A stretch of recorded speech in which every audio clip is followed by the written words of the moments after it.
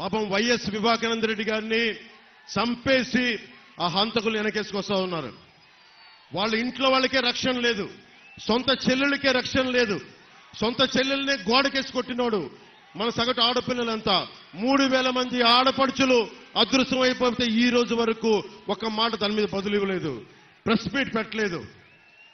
మేము కోరుకుంటుంది ఆడపిల్లలకి భద్రతగా ఉండే సమాజం, ఉపాధి కల్పించే ప్రభుత్వం, అన్నిటికీ రైతాంగానికి అండదండలుగా ఉండే ప్రభుత్వం. సిపిఎస్ కి ఇందాక తణుకులో చెప్పాను, ఎక్కడికి వెళ్ళినా సరే సిపిఎస్ గురించి ఉద్యోగుల గురించి అడిగితే నేను ఒక ఉద్యోగి కొడుకుగా చెప్తున్నాను. దీనిని ఒక పరిష్కార మార్గం కనుక్కుంటాం, మాట్లాడతాం అసెంబ్లీలో.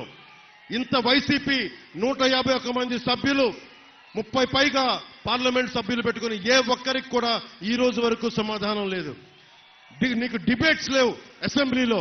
మీరు ఊహించుకోండి, ఇప్పుడు దాకా జరగని అద్భుతమైన డిబేట్స్, చక్కని డిబేట్స్, పరిష్కార మార్గాలు కూటమి ప్రభుత్వం రాగానే 2024 మే 14 నుంచి మనకు జూన్ తర్వాత రిజల్ట్స్ వచ్చినప్పటి నుంచి నిజంగా ఒక ప్రజాస్వామ్య బలంతో కూడిన ప్రభుత్వం, బలమైన రాష్ట్ర సంక్షేమానికి కోరుకున్న నాయకులు ఎలా పనిచేస్తారు.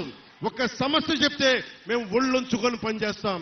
మీరు ఒక్క సమస్యను మా దృష్టికి తీసుకొస్తే రోడ్ల మీదకి అహిర్నిశలు ఏ మాత్రం రెస్ట్ తీసుకోకుండా పనిచేస్తామని మీ అందరికీ తెలియజేసుకుంటాం.